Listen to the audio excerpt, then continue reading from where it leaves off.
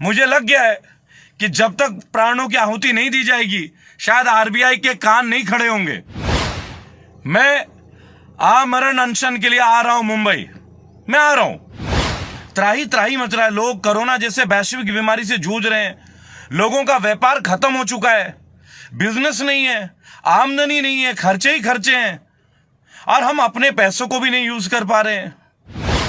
अरे अभी तो चीन से हम लड़ने के लिए तैयार हो रहे हैं और देश में गृह युद्ध की तरह स्थिति बनती जा रही है। हमें समझना होगा, we have to understand the things that people are in pen.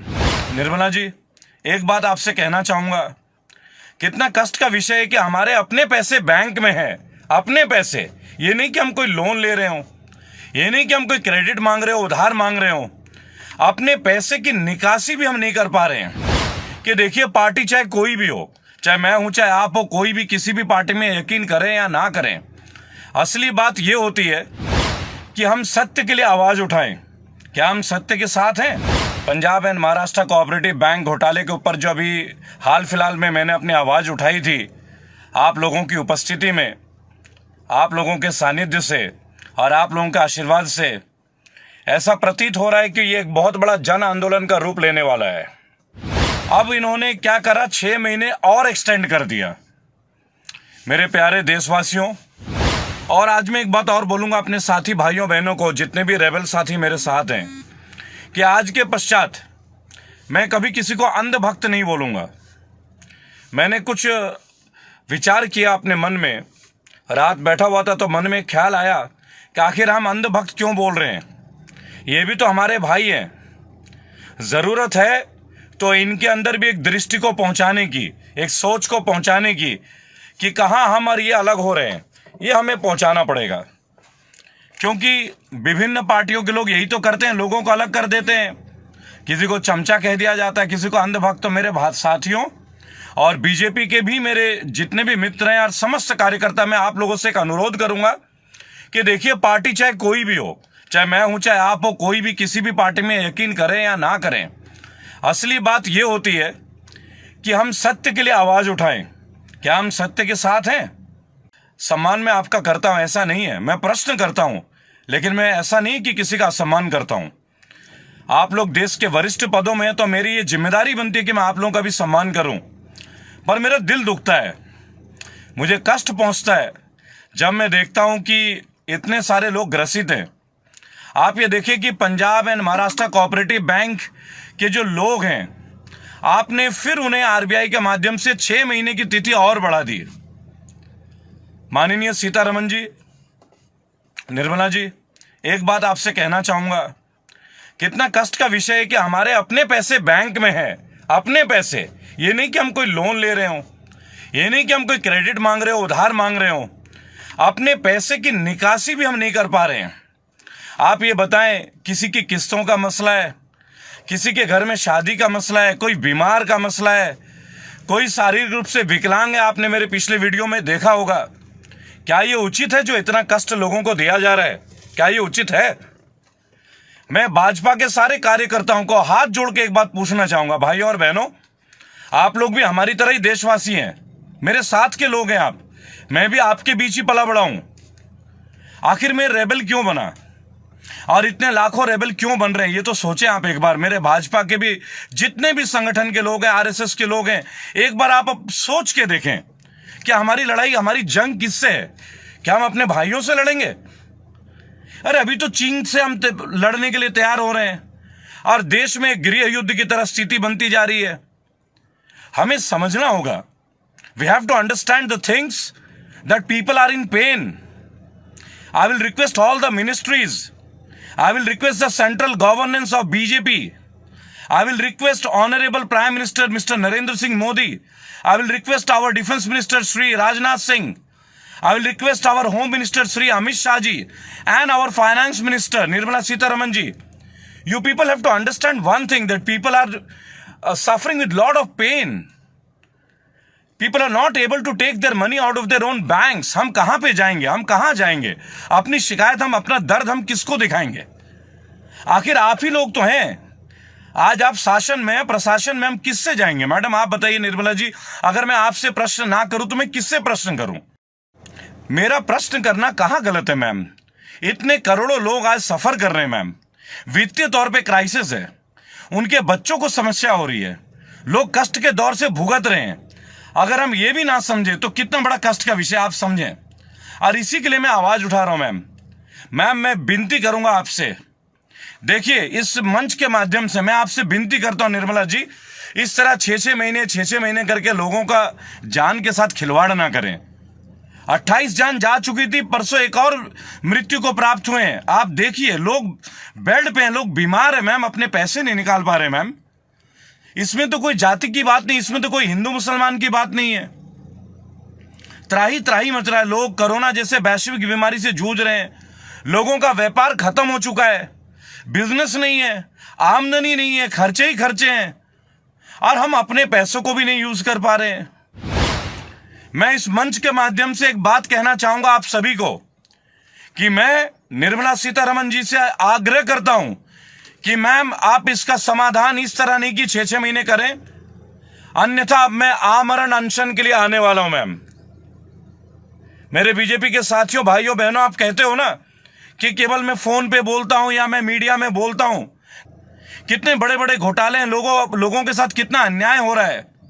PMC घोटाला, सहारा चिट फंड कोऑपरेटिव सोसाइटी घोटाला, राजस्थान, महाराष्ट्र, गुजरात, 16 लाख 20 लाख लोग पीड़ित हैं, 4 लाख वॉलंटियर्स पीड़ित हैं, कार्यकर्ता पीड़ित हैं।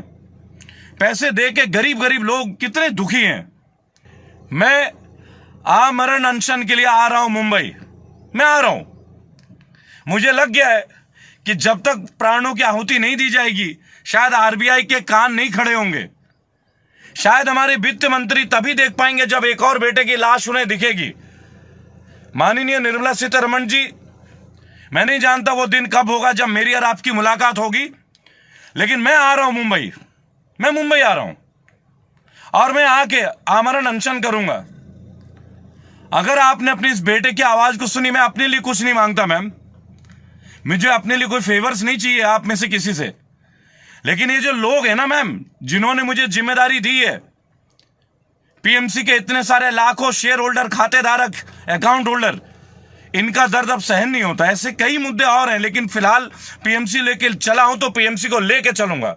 मैं आ रहा हूं अब मुंबई और मैं आमरण अनशन करने बैठूंगा।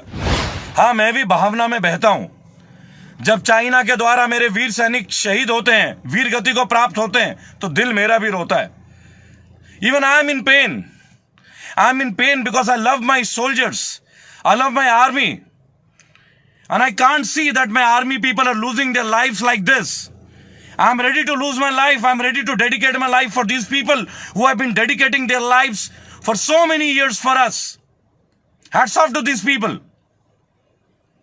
मेरे साथी दोस्तों, बहुत लंबा समय हो गया हिंदू मुसलमान लड़ते हुए। मैं केवल एक बात बोलूंगा, एक ही मां के 2 बेटे हैं, बस करवट बदल के लेटे हैं। इस दुनिया में किसी की औकात नहीं, किसी का संभव प्रयास नहीं हो सकता जब हमें कौम के तौर पे लड़ा दे। भारत की एक कौम है, पहली बात कि हम भारतीय हैं। अरे हिंदू मुसलमान सिख ईसाई तो बाद की बातें हैं, ये तो हमारे घर के मसले हम कभी भी निपटा लेंगे। एक्चुअली में कोई मसला है ही नहीं। अब देखिए, मदर टेरेसा फाउंडेशन में मुझे नेशनल चीफ सेक्रेटरी बनाया गया। कौन है इसके पीछे? मोहम्मद अरशद साहब, मोहम्मद परवेज साहब। फाउंडेशन का नाम क्या है? Mother Teresa foundation. क्या इससे हमारे देश की विविधता का पता नहीं चलता? जहां राजनेताओं ने गलतियां की है वहां सुधार करना पड़ेगा। आज अगर कोई ये कहे कि कोई कांग्रेस को खत्म कर देगा, कोई ये कहे कि समाजवादी को खत्म कर देगा, कोई ये कहे कि बहुजन समाज पार्टी को नष्ट कर देंगे, नहीं, ये गलत बात है। ये गलत बात है। किसी भी पार्टी के किसी भी कार्यकर्ता को दूसरे पार्टी के कार्यकर्ता या पार्टी के लिए आप शब्द नहीं कहने चाहिए। अगर आप एक राजनीतिक संगठन से हैं, आप अपने काम करके उठें। Action speak louder than words. भाई और बहनों, हमारे राजनीतिक पार्टियों में बहुत बड़ी विफलता आई है। इनका राजनीतिक चरित्र का पतन हुआ है और हो रहा है, निरंतर हो रहा है। कुलदीप सेंगर जैसे लोगों को जब मैं देखता हूं, खून खौल जाता है, अपने ऊपर शर्म आने लगती है। क्या कुलदीप सेंगर एक हिंदू भाई नहीं है? क्या हमारे बड़े बड़े अधिकारियों को इतना समय लगना चाहिए था उन्हें उचित पनिशमेंट ना देने में, और आज वो बेल लेके आ जाते हैं? देवेंद्र सिंह आतंकवादी घटनाओं में पकड़े जाते हैं, पुलिस के इतने बड़े अधिकारी, वो बेल अप्लाई कर दे रहे हैं। आज हमारे जुडिशरी को दबाव दिया जा रहा है, न्यायपालिका को जवाब दिया जा रहा है। ये कैसी डेमोक्रेसी है? और मीडिया, इलेक्ट्रॉनिक मीडिया से मैं एक बात बोलूंगा, आप तो इस देश के संविधान के चौथे स्तंभ में, चौथे स्तंभ। अगर आप चुप हो गए, अगर आप शांत बैठ गए, हमारे देश का क्या होगा, हमारे मुल्क का क्या होगा? करोड़ों भाइयों बहनों के साथ जो अत्याचार है वो कैसे रुकेगा? अगर आप चुप हो जाएं, अगर आप चापलूसी पे आ जाएं, अगर आप प्रेशर में आ जाएं, भाइयों और बहनों, मेरे मीडिया के सादर पूजनीय मेरे भाइयों और बहनों, कृपया आप जिस मकसद से हैं उस मकसद को पूरा करें। आज कोई कुछ बोल ही नहीं रहे। आप लोग देश की वैश्विक समस्याओं को ना दिखा के नॉर्थ कोरिया, पाकिस्तान की टिड्डी, कोरोना वाली चीजें दिखाते हैं। अरे भाई, देशवासियों की समस्याओं को दिखाएं। आप चुप बैठे, पेट्रोल की 3 बार कीमत बढ़ गई एक हफ्ते में, आप चुप बैठे हैं, जबकि आप जानते हैं कि पूरे विश्व में पेट्रोल की कीमतें डाउन है। उसके बावजूद इतनी कीमतें भारत में हाई हो रही है, क्रूड ऑयल इतना सस्ता हो चुका है, फिर भी मेरे बीजेपी के साथी भाई बहन, बीजेपी के नेता, कांग्रेस के बड़े बड़े नेता, समाजवादी पार्टी के बड़े बड़े नेता, बहुजन समाज पार्टी के बड़े बड़े नेता, आप सब चुप बैठे हैं। अरे आप आइए ना, आप आइए। अरे देश को आपकी जरूरत है भाई। एक बार फिर से हमें लड़ना होगा, लेकिन लड़ाई गंदी बातों से, लड़ाई गलत कामों के खिलाफ, आपस में नहीं लड़ना है। इस देश को हिंदू, मुसलमान, सिख, ईसाई सभी भाइयों को साथ लेके चलना है। ना कोई बिरादरीवाद, ना कोई जातिवाद। हमारी देश की सबसे बड़ी ये 2 समस्याएं। बहुत हो गया। कोई हमें धर्म के नाम पे बांट रहा है, कोई हमें जाति के नाम पे बांट रहा है। आज हमें अपनी भाइयों को एक गलत दृष्टि से देखना पड़ रहा है। ये जमाती है, ये वो है। कभी कोई कहता है कोई बाइबल का प्रसार कर रहा है। ये सब क्या है भाई? ये सब क्या है? मेरे मुल्क की ऐसी तो हवा नहीं थी कभी। माननीय प्रधानमंत्री जी, मैं जानता हूं कि आप बहुत ही बड़े एक कठिन परिस्थितियों में गुजर रहे हैं इस वक्त। चाइना के खिलाफ युद्ध में मैं आपके साथ खड़ा हूं, पूरा देश आपके साथ खड़ा है, लाखों करोड़ों रेबल आपके साथ खड़ा है। पर माननीय प्रधानमंत्री जी, आपको देशवासियों की मन की बात अब सुननी होगी। हमने आपकी मन की बात रेडियो में हर जगह सुनी। मेरा अनुग्रह आपसे, मैं आग्रह करूंगा, सभी ने निवेदन करूंगा कि आप कृपया हमारी भी मन की बात सुने। हमें बहुत कष्ट है माननीय वित्त मंत्री जी, ये देश बहुत कष्ट से गुजर रहा है। ऐसे हालात में अपने देशवासियों को ना छोड़ें।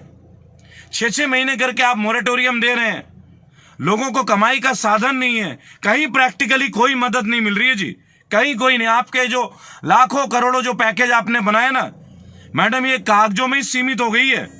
अगर यकीन ना हो तो आप आए, धरातल में आए, मेरे साथ आए, मैं आपको गली गली आपके साथ चलने के लिए तैयार हूं। मैंने पीएमसी के उन लाखों खातेदार को वादा किया है, मैंने एक बूढ़ी मां को वादा किया कि मां, मैं तुम्हारे लिए लड़ूंगा, जो पैसे तुम्हें नहीं मिल रहे लड़ूंगा मैं आमरण अनशन करूंगा, मैं निर्मला जी के घर के सामने आके लेटूंगा, हाथ जोड़ के उनसे निवेदन करूंगा। मैंने कभी गलत शब्दों का इस्तेमाल नहीं किया है। मेरे साथी बीजेपी के भाइयों और बहनों, कृपया करके इस युद्ध में आप भी हमारे साथ आए। आप समझ लें, अगर आप पार्टी की बात करते तो पहले देश, बाद में पार्टी। मेरे लिए मेरा देश सबसे पहले। मेरे फौजी अपना जान दे रहे हैं और हम बातों में लुट गए, नहीं चलेगा। अब तो जान के बदले जान लेंगे, हम जान देंगे नहीं, अब हम जान लेके मानेंगे। चीन की इतनी बड़ी हिमाकत।